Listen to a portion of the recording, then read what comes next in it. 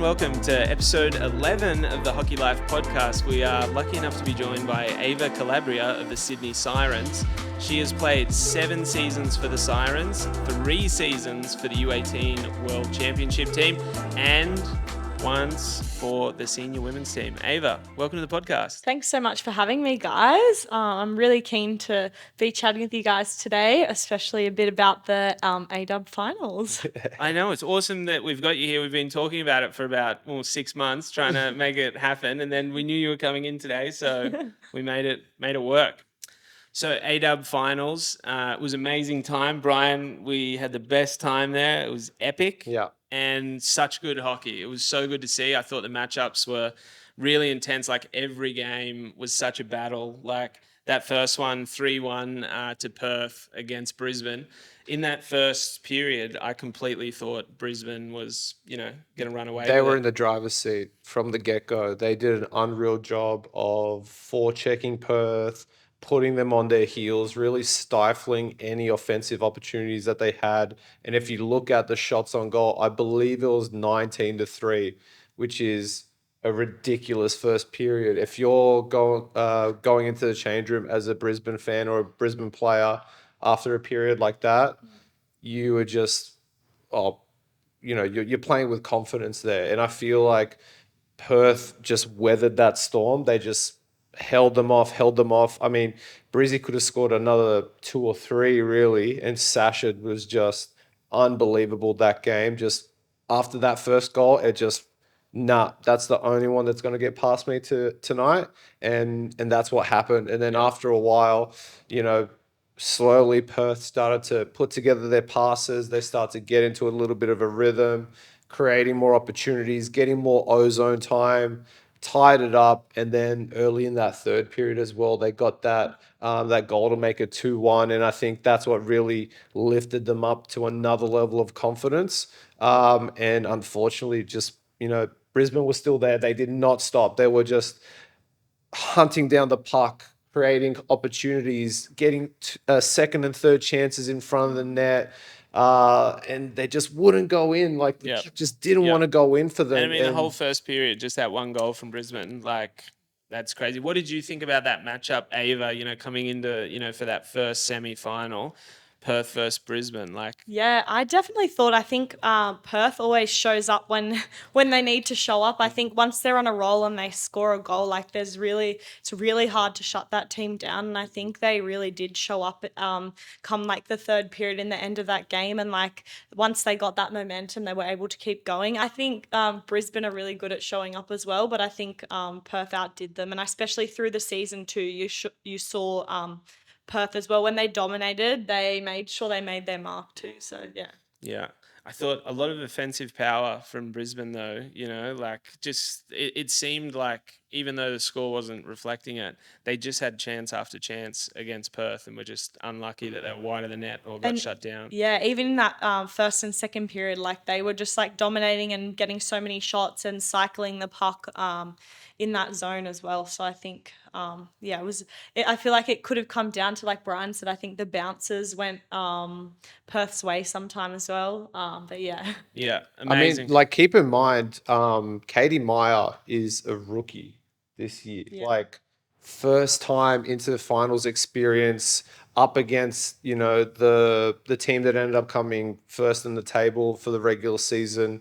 Yeah. That's a big task for someone at such a young age. And I think she did a really good job overall in the weekend for someone that's so young to be able to bounce back from that loss from such a tight game up against the number 1 goalie in the league as well. That's a goalie battle that, not a lot of 16-year-olds can, step up to that situation. And there were good goals that went by her, nothing against her. She had a great weekend. And the fact that she came back and, put in a good performance still against Adelaide, credit to her, and she's going to be one to look out for in the future as well. So if this is just starting off point for her in the AWIHL career, she's going to have an unreal career in front of her as well. So shout out to her and all the Brisbane girls because they put up a valiant effort in those games. Yeah, it was an amazing game.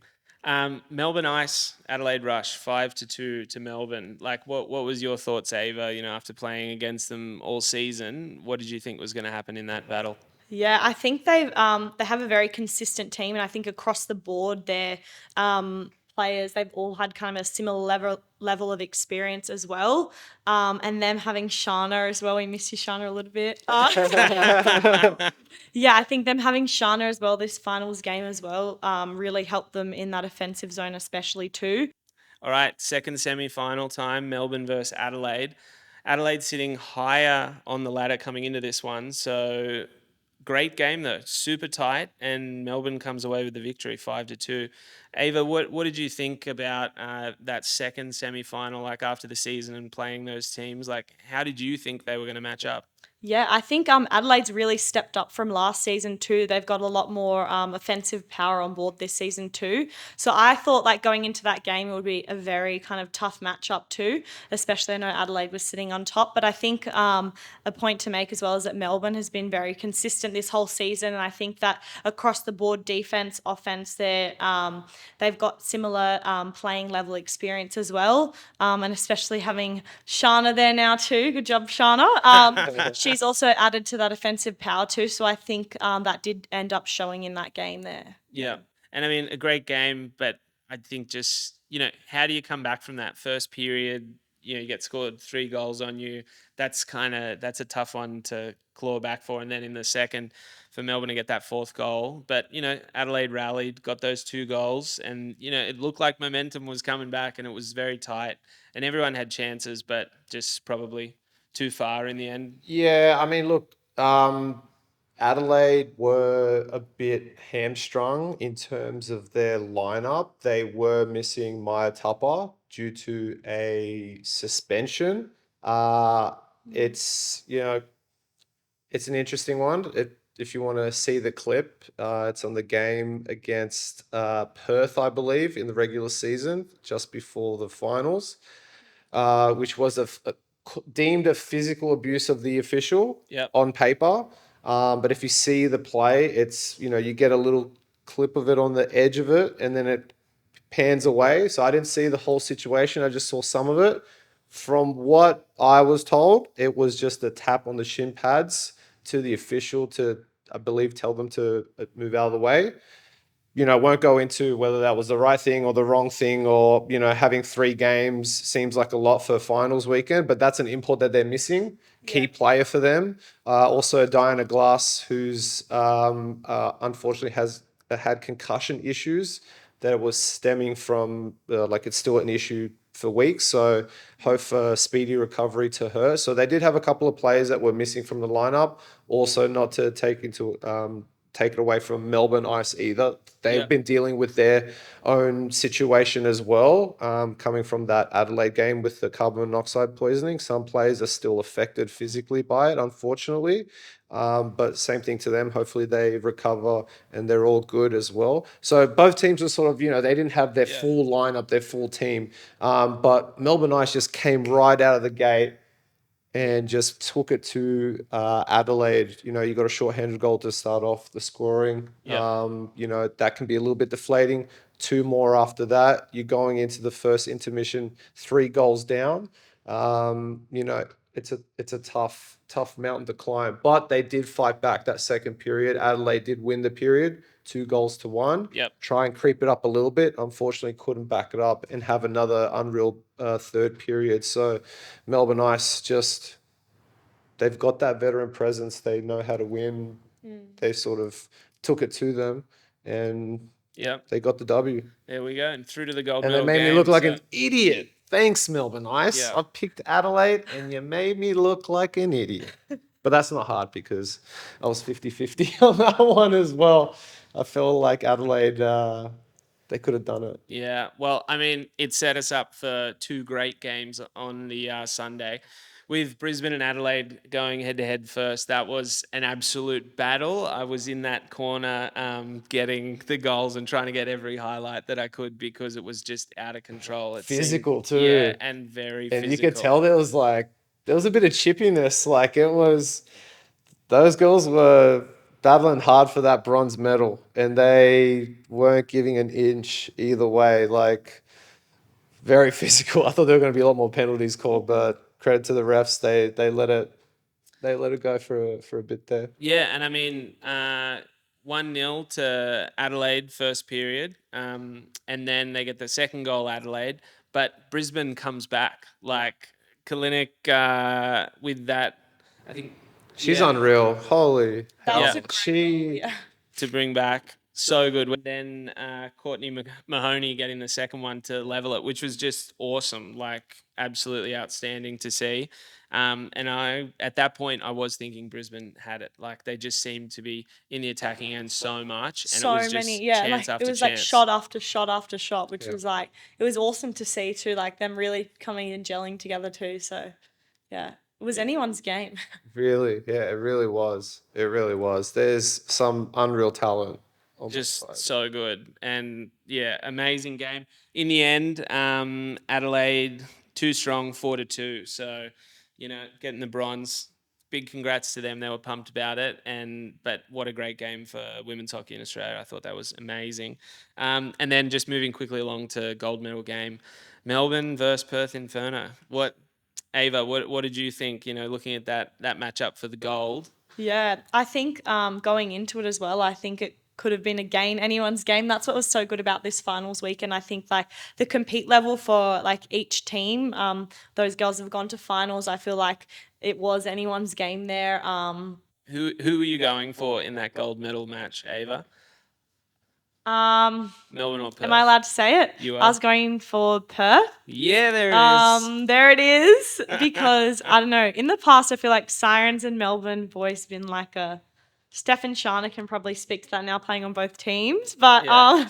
yeah, I feel like Yeah, you've it was been good to you've go- been the two biggest teams in the league for so long. You've always like run into each other in the finals. Yeah. You've got that built-in animosity, and there's nothing wrong with that. Good, healthy Yeah. competition between Yeah. two teams, and I think it's you probably, you probably have some of that, as a player within you as well, watching the games. I know I'm the same thing too. Like certain teams, you're like, I'd rather they didn't win, yeah. Amazing. but like, hey, we're all human. What a game. I think Melbourne just ran away with it and just Yeah. got there. I And want to give a shout out, sorry to interrupt, to Ash Apprecio. I don't know if you watched the first semi-final game, but I think there was like a minute or two left. Just incidental contact. She kind of got wiped out, fell very awkwardly on her knee, and you could tell like she was coming off the ice very gingerly. And then I noticed that in the handshake after the semi-final when they won it, she had her shin pad off and was limping and looked very like she was putting very little weight on that knee. And I was worried that they were going to lose a key, like a key center. Like did really well in terms of winning a lot of the face-offs in those key situations, which as a coach you love leaning on someone like that. Yep. Not only that, very strong defensively on the puck in her own zone, very responsible, and she can create stuff in the O zone too as well. So also another inline player. So shout out to her. And the fact that she actually came back for that finals game and just whatever it was, I'm sure there was a lot of tape under there. There's a lot of painkillers as well, and a lot of grit and determination. So shout out to her for, just being the true champion that she is and just battling through for the big game. And as well, like for the rest of the team as well, they just know how to get it done. Unfortunately for the Perth fans, they just came up and they created an unreal game, and they put it together 3 amazing periods all together. And I think Melbourne as well, like they've been hungry to get that trophy too. So I think it's very well deserved for them too for this season.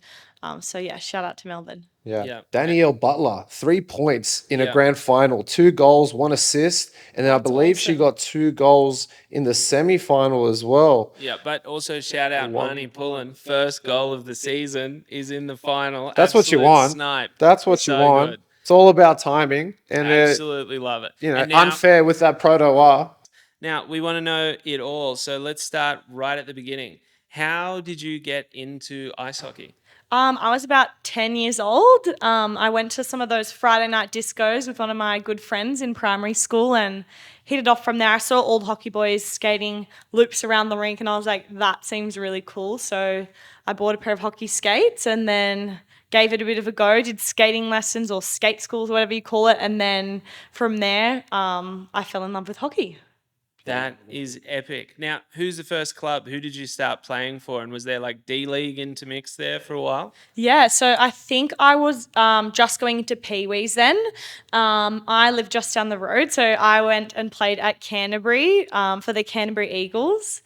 So always they're my roots. But yeah, I think it's been really good growing up playing with the boys as well and like getting that foundation as a player to then go and play in like the AWIHL and the Women's League too. So yeah. And so, how long were you playing like in the boys? So, you played Pee Wee, Bantam? Yeah, Pee-wee's Bantams, I think about kind of midway through Bantams, that's when I joined Sirens. Yep. So I think like the 2015-16 year, I started training on with Sirens, which was a really great opportunity and step up, I think, as well. Obviously transitioning from kind of Bantams and midgets, kind of like full contact there too. Moving over to Sirens, like you definitely, when you're in season, you got to adjust your game too, but it was a pretty smooth transition. I think I gained like some speed definitely playing with the boys too. So yeah. Oh, that's epic. So, started Sirens when you were 15? Is that? Yeah. I think I was 13, 14 or Yeah. 14, yeah, around there. That's epic. So, what did Okay. you find was the biggest changes from coming out of like the normal leagues and into the AW? I think there was a lot more like, because I think a lot more like puck skills and stuff from the girls, obviously too, because you have a very like wide range of players, whether it's kind of those younger ones coming in and also being able to like play alongside some of the imports too, which was really awesome. So I think in terms of the transition, it was mainly like moving out of the contact and then into the women's game, which I like much more enjoyed that I think as well. So yeah. Yeah. How was it like for you being a female playing in those sort of like contact leagues? Did you find that it was a hard adjustment? Did you have, the guys in the team sort of protecting you? Yeah. How was that for you? Yeah, I think I found like a lot of the time I feel like the boys protected us a lot as well because I know there was Chloe Walker was also on my team too and we played up with midgets as well. So a lot of the time the boys had our back too, which was really good in a sense too. So I remember when we went to play Melt the Ice, it was a long time ago, we went to go and play Melt the Ice and like I got a big hit from one of the boys and then I remember after that like it went crazy, like my team went crazy and there was like someone got ejected from the game because everyone was just going at their team. So it was it was really good. I feel like I had a positive experience in that sense. And also being able to develop as a player, playing with those like feel like definitely faster. I think How's this work? think definitely as well. Like I know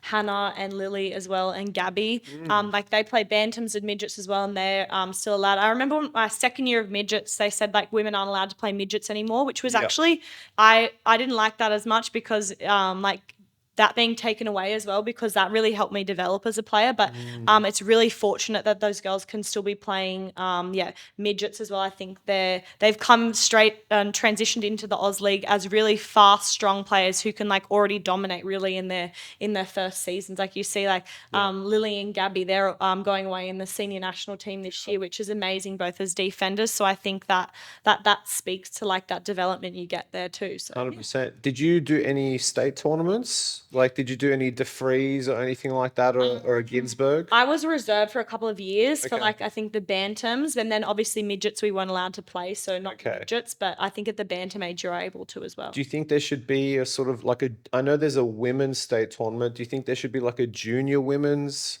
state tournament as well? Do you think there's enough players there, or are we not quite there yet as a country? I remember in terms of the women's state tournaments when I was that age, we weren't doing them. I think they only started the women's state tournament like a couple of years ago, which has Okay. been really good as well. But I think it's definitely good for the development, and it's great that those young girls like Lily and Gabby and some of those girls coming through can play in the state tournament, so Yeah. which is good. 100%. And how did you find that progression, like coming from those normal league like midgets and then into the AW? Like, did you find that you had to step up your training, off the ice, at home, your shooting? Like, what was that kind of like, and what was the training schedule that back in that season, like 2016, that the Sirens had set up for all the players. Yeah, I think when I came in as well, they were like a winning team, definitely. We were under Troy Morgan. I really had a very positive experience transitioning over. Really good coaching. I feel like I noticed the like step up and difference in coaching there too. Like really having those one-on-one sessions with players and like getting the development where it's like looking at how you're training or your game as well. I think that made a big difference too. And I think coming in, having like some of the imports, I know Erin Beaver came over and I was like really young, and like just looking up at her, I was like, whoa, like this is sick. So being able to like play alongside those girls as well really developed my game, and working with them too. But I definitely think like the speed was like kind of similar to compare to some of those games, so that made it a smooth transition. But then also I think I had to develop my hockey IQ coming into that as well. So I think those girls had that was quite developed too. So that was something I needed to get up to scratch with as well. So you sort of mentioned Aaron. Was there anyone in particular that really took you under their wing and sort of guided you along your first season? Yeah, I definitely think we had a bit of a buddy program going when I started, which was awesome. So I got to buddy with Mel, who was the team captain at the time.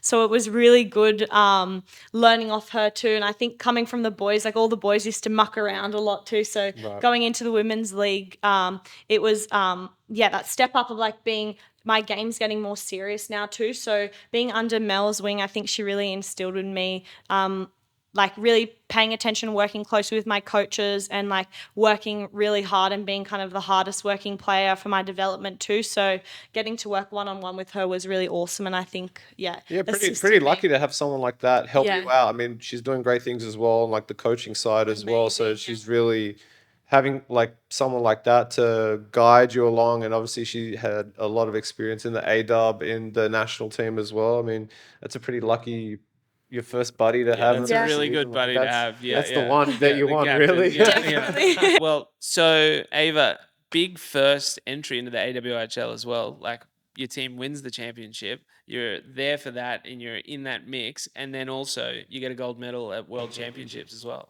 Yeah, it was really awesome. I think like I remember it came down to a shootout in that grand final there, and like the electric buzz in the Canterbury ice rink was just something else that year. It was just amazing, that feeling too. So that was cool. And then to have that off the back of also going to Worlds as well and winning a gold medal too with my first UA teams was really good. Learning off those senior players too, so it was really good. That was in Spain, and that was also my first time I'd gone overseas too. So we got to do our pre-camp, I remember, in Denmark, which was just sick. It's cool. Whereabouts in Spain was it? In San Sebastian, which was cool. So it was like on the seaside. My family and I actually took a little bit of a holiday after, but I remember that was just an amazing place of the world. And what do you remember in terms of like the first time, like putting on the green and gold, what that feeling was like, jumping on for the first game? Do you remember who what the team was? Yeah. Like it was really awesome. I remember we versed like Mexico, Spain, forget a couple of the other teams now, but it was really good. And I think also especially coming off the back of the camp in Denmark, I remember that especially really opening my eyes to like women's hockey scene as well. So did you watch any games there? Any of the exhibition games there? We versed a local Danish team, which was really good too. And then we watched some of the games too, definitely. So yeah, it was awesome. That's where you're like, oh, this is what an ice rink is meant to look like. Oh, I remember the glass. So it's like every rink you went to, there was glass, and it's you can leave your gear here. What? And I mean, must have been such a great experience, like going away for World Champs and getting to play with all these players that you're going to be constantly versing and battling against for like the next 5-6 years, you know? Definitely. And I feel like I've made some of my best friendships from there too, like Lindsay, Sarah, like Nita, and even when girls move and go on and play in other teams, it's like you just have such close bonds with them. So like when you may be on the ice rink and like Lindsay and I always like, I don't know, you have a bit of a feisty like up on the boards type there, but then at the end of the game, like you smile and give each other a laugh because like you're good friends and stuff. So it's really nice to be able to have friends like that. So Who was your roommate for the tournament? Do you remember who your roommate was? Actually, I think I roomed with the captain Nat Ayres, but Okay, she's shout out to her. yeah, shout out to Nat. She was just awesome. She had a great weekend as well. Yeah, she had a sick weekend. But yeah, it's really good. Yeah. Okay, yeah, that's a good matchup there. That's epic. And then championships again, 19, and then 20 as well. So just continuing the run with the Sirens, pretty amazing.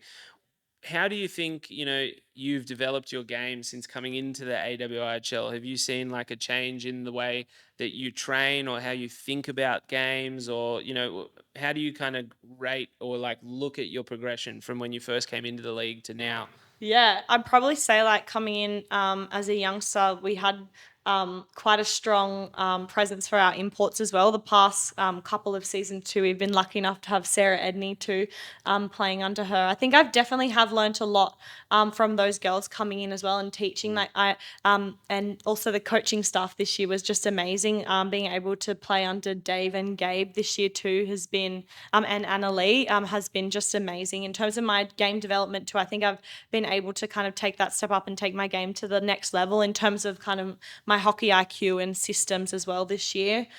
So which has been very good. I feel like I'm finding myself stepping up a lot more on like the PK. I feel like I'm a great like strong candidate, which I'll be able to bring into moving overseas as well. So yeah, I feel like my game's steadily progressed, but I feel like I'm really happy with my game at the moment and how my season went personally this year. How long ago would this be? A few weeks ago. Massive announcement. Happened to see a post on social media that Ava Calabria has committed to the Salem Vikings. Yeah, Salem State University. Thank you so much. That is awesome. Yeah, very excited to be moving over to Boston in August this year.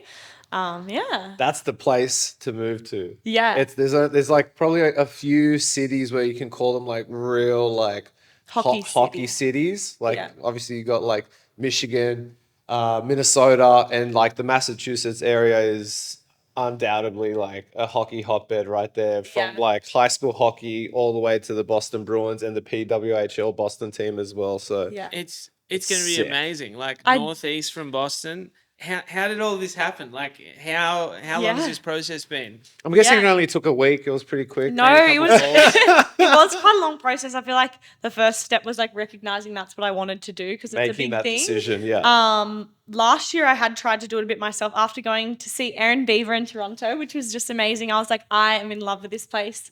Bit of a Maple Leafs fan, so it'll be interesting going over to Boston. Like I'll be bringing my Toronto Maple Leafs gear, but anyway. Into enemy territory. Recognizing there, yes. I tried to do it myself for the first year. That was a bit difficult. I was mainly trying to kind of go to the Toronto area. But then, second year didn't come around that year, which was tough. And then I kept kind of trying as well for the next year. Have been able to get a lot of game footage too. I think probably in August last year, I started collecting some of my game footage, and then also I did like some sessions with JFK, did some like single skills work, videoing things, getting a lot of like references from coaches and things like that. And then also university, I've nearly finished my business management undergraduate degree here. So I'll graduate in about June. So I'm going over, I'll be 22 by that time. So being a transfer student too. So it's been a bit of a different process for me. I was talking to UMass Boston, a few of the other universities too. I got an agent on board, Athlete's Dream, which was really awesome. Ash Smith from Athlete's Dream has just been amazing. I would recommend anyone going through the process definitely to get an agent. I think it really allows you so much more access in terms of like speaking to coaches, getting like being able to apply to schools and really pick the right fit for you. And I think another thing there as well is like when I know it's a long process, like I have been going through it since August. It's a lot of like waiting, finding the right fit, but as much as like they're interviewing you as coaches and the university as well, I think it's also you finding the right fit for yourself too. And I think I'm really excited because Salem State was landed and it's going to be amazing. The coach I really love. I think he'll be really good for my development. He actually reminds me a bit of Gabe, our head coach for the Sirens, which is really good. He's very approachable. And I'm really looking forward to like getting in there and making new friends with the girls. So yeah. That is going to be so good. That is like every hockey player's dream. So, I mean, I know that there must be a lot of other athletes who are thinking the same thing and want to do that, and that is the goal. So we're going to drop the agent's Yes. details down in the show notes. So Shout on out to him. YouTube and on Spotify, it'll be down there as well if you want to look that up. Yeah. Yeah, I But definitely think a that bit of a guidance, that guidance helps. It was so good. A bit of a brief summary. I'd say, like, make sure you're doing it in advance, especially coming from Australia. You're not in their systems too, so you need to be a step ahead of everyone else. Getting an agent on board is always good. Like, you have to transfer a lot of your grades. Like, even if you do high school here, I know you can. There's a place called World Education Services, which is where I transferred my university credits, and I believe you can do that as well with high school grades. So you don't necessarily have to sit your SATs if you're coming from high school too. Okay. So there's a few ways to do it, and I think I like really encourage anyone, even if you are kind of going into that university or high school and you're really not sure, like, you don't have to do it then. There's benefits of going in later as well. So I'll be committing for the next 2 years, potentially 3, I believe. So it will be really good, to get in there. So yeah. That is amazing. That is going to be so good. So, and what are you doing, like, living situation? Do you live on campus there, or what are you planning on doing? Yeah, so I've already connected with one of the girls, so hopefully I'll be renting off campus with her too, which will be good. So it's just in Salem, so it's about a 25 to 30-minute drive to, like, downtown Boston, which is really exciting too. We're going to be playing in the New England Hockey Conference, so teams like Norwich, Salve Regina, UMass Boston, some of those. So it'll be really good. I think it'll be a step up, and it will hopefully really take my game to the next level too. Unreal. Yeah. And you've been sussing out the rink facilities and stuff like that. Have you It's been awesome. seeing their Actually, setup? it was funny. We touched on this before, but when I was talking to the coach as well, they were saying that, like, they obviously have their own change rooms there and you can leave your gear there. But I had to ask the second time. I was like, wait, so I can leave my gear in the store and I don't have to take it unless we go to a game? And they're like, yeah. And I'm just like, I've been That's the processing this dream. for a couple of weeks, and I'm like, whoa, like, and I a have game my changer. little stall to put my snacks, and I'm like, this is just like next level. It's gonna have your name on And it it with has your number. glass. It's gonna... And the team's facilities is really impressive too. We have our own rink too at Salem State, so Sick. it'll be really good. They have like a swimming pool, gym, and we'll have like an S&C. So our training schedule will, I believe, currently we'll be training for 2 hours from 5 to 7 every day. Wow. And then in the Morning or afternoon? afternoon, Yeah. and then we'll be doing an hour of gym lift on like a Monday, Wednesday, and then they might do like a yoga session on a Friday if you don't have a game and with training. Otherwise, you'll be playing on Fridays and Saturdays as well, with Sunday being the day off. So Wow. I'm really excited to be That able to is get that so much ice sick. time, because here that's like Yeah. unheard of. So it'll be really good. How many games are you looking at per season, roughly? Is it like that 20-something Yeah, range? I think it's around like 29 or something. Gotcha, Don't quote yeah. me on it, but I think it's around there. And Yeah. then if you make playoffs from there as well, kind of, That is so I believe sick. in the New England Hockey Conference in the women's there's 10 teams too. So Oh, yeah. cool. And all buses, or are they flights, or it's all just... Yeah, so it's all like buses. So it's all in the Massachusetts area. There's I think one just out of the state, and then there's one down in Rhode Island too. So I don't think there's any flights at all, just busing, and then I think there's only a couple overnight stays. Whereas here it's like Oh, AW. Yeah, I feel like it's a different like traveling a lot too. So I'm excited to like Way have a- bigger country to cover. That is so good. going to be epic. Now, tell me this, because I love gear and stuff. Don't have to say names, but are you getting, like, do they give you full kit, or is it like gloves, Yeah. helmets, So I sticks, think like... we get like a helmet, gloves, like a stick, and then like pants or cover pants, and then the rest of the kit. So yeah, I think it'll be really good. Yeah, I've seen the uniforms. It looks Yeah, sick. the uniforms like, look good too. Yeah. Yeah, I'm excited. It'll be great. That's epic. Big question though. Are you full fishbowl at the moment? Are you concept 3 Oh, or are you cage? I'm a cage girl, but I was just like looking You- at some photos. Like some girls have fish bowls. I was like, I don't know if I want to do the bit of a transition there, but I don't want to get foggy. So just considering. I'm pretty sure we've gotten past that with the concept 3. Oh, really? They don't There fog you up go. anymore. Okay, Yeah. well then maybe The bubble is, it's It's very it's college. the thing to do for college. I mean, you knew Yeah. you, Ava, but I mean, Okay, I'll go for it. I'm sold. For your style, like see if the style points looks a little bit better. Selling even in an interview. Oh, so No, I'll good. get one for sure. Discount code below. Maybe. I wonder. We could give you a Concept 3 just with a small Skaters Network Perfect. sticker on the top of Okay, it. And then I'll do we a could, full like- post on it. That's going to be so good. Yeah.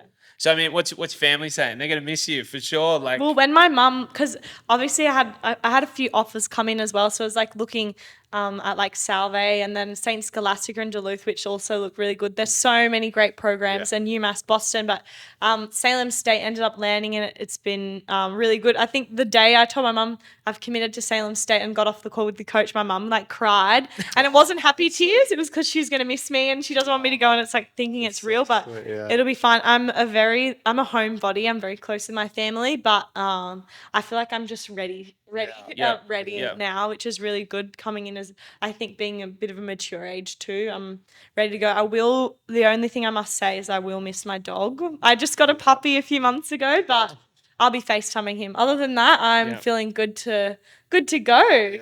But I'm a very big shopper and I love like my fashion and dresses and stuff. So I was like, I am really struggling with the thought that it's like only a like couple hockey bags. I'm definitely going to say I'm bringing like 3 full-size hockey bags over. Yeah.